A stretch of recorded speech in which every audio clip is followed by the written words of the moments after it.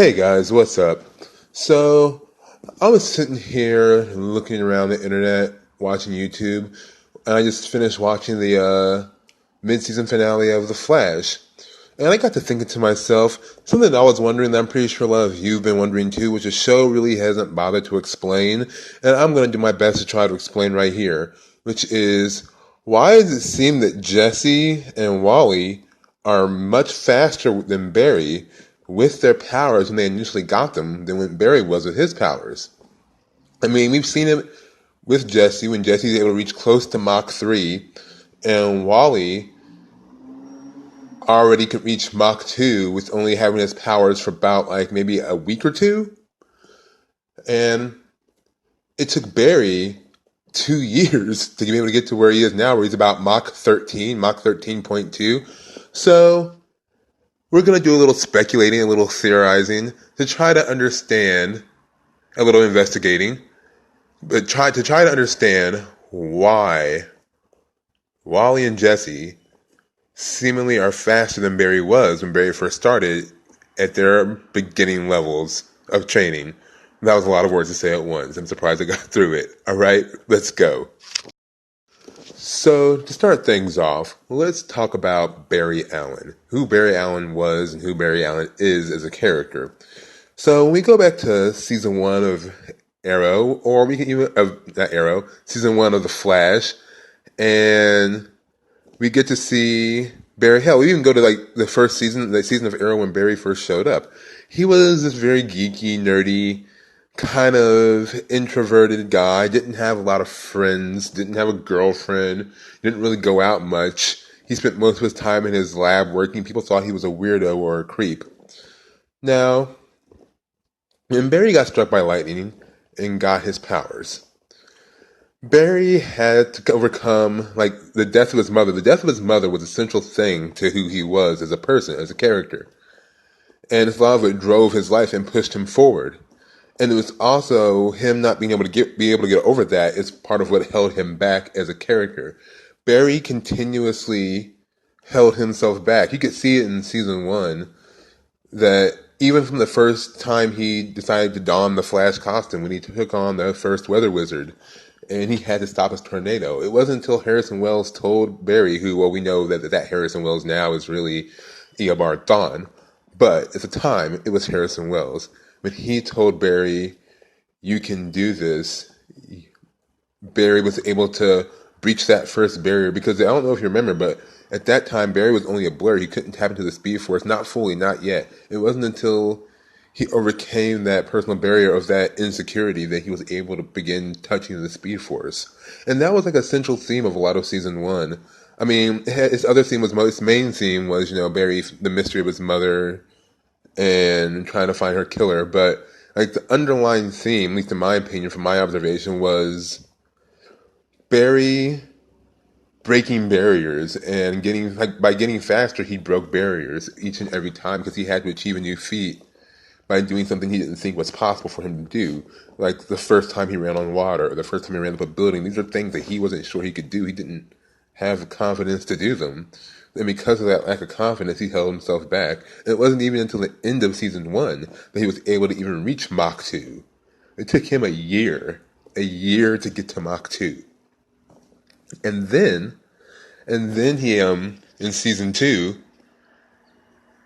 after using the tachyon device to boost himself, but then after he had to go into the Speed Force and really learn about the Speed Force and was able to address and get over his mother's death, at least seemingly at the time, as we all know, that didn't last long, but anyway, as he had to go into the Speed Force to really connect with it, to gain his abilities back, it wasn't as easy as it was before when he just got struck by lightning and was in a coma. He forged a deeper connection, and he also found a new sense of confidence in his ability, and only then was he able to reach Mach 13.2 on his own, or even faster, who knows. I don't even think he knows entirely how fast he can go yet. But that's a running theme in Barry's personality, is that he's always kind of holding himself back because of his doubts and his insecurity and guilt, and he puts so much on his shoulders that it weighs him down. I remember even Diggle said in the episode where they had to take on King Shark, if you let the world, how you can't run free if you let everything weigh you down. I might be paraphrasing, but you know what I mean. You saw that episode. If you haven't, I don't know why you're watching this video. That's weird, but keep watching anyway. Don't stop now. All right. Well, this how does this relate to Wally and Jesse? Um, the thing about Wally and Jesse as characters versus Barry is their personalities and also what they've experienced before getting speed powers versus how Barry was before he got speed powers. Before Barry got any speed powers, the closest he got to being involved in anything really weird was that one time he did that thing with Oliver and helped him in Arrow. Before that, his life was relatively mundane and reclusive. So him getting his powers was sort of him coming out of his shell as a person and learning how to become more confident and more and stronger in himself and be the hero. You see that a lot in season one. That's like an underlying theme in season one that he was always having to push himself and gain confidence along the way, and that he had to get over his own doubt and get over the tragedies that happened in his life and push himself forward. That was a lot of the themes in season one. So how does this parallel to Jesse and Wally? Well, Jesse and Wally, they watched Barry be a speedster. They watched a lot of speedsters go around and superhero stuff happening. They got involved in it at least a year before they even had powers. So they kind of came up in this environment wishing they had powers and wanting to be a hero like Barry. Like, these two look up to Barry to an extent as the Flash, whether he realizes it or not. And part of the reason why they want to be heroes is because of him. So when Jessie got her powers, the first thing she wanted to do was go be a hero because she's also younger. So is Wally. They're both younger and they're kids. So they have youthful exuberance and recklessness on their side. And they don't practice much restraint being as they are kids. They're not as withdrawn as Barry. They don't have the same issues as Barry. They're not as introverted as Barry, I'd say, to some extent. So I think that really is what makes it different between them and Barry, that they got their speed powers being in an environment where powers and abilities was a thing. And basically, they're just not him. They don't have the same flaws and insecurities as he does. They're younger. They're more headstrong. They are more willing to take risks and push their limits. No one has, like, situations don't have to force them to go faster. They want to go faster. They want to go full force almost at all times. They have less restraint. But the thing is like, it took Barry a year to get to Mach 2, whereas it took Wally like a couple of weeks to get to Mach 2, which is like makes him like a speed prodigy. And Jesse got pretty close too within about the same amount of time. And they didn't really get a time frame for how long she's been using her powers, but it's relative. You could say that it's relatively around the same amount of time, maybe like a month longer. Who knows? So they don't have the same reservations as he does. And while they initially have more speed than he did when he got his speed to begin with, that was a mouthful to say.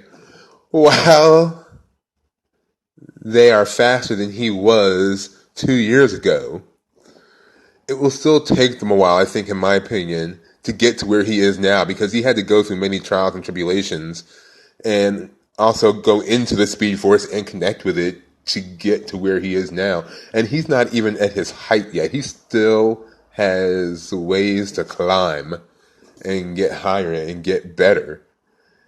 And we also have to remember that Barry holds back. Barry never goes full force. I'm not even sure Barry knows how fast Barry can be.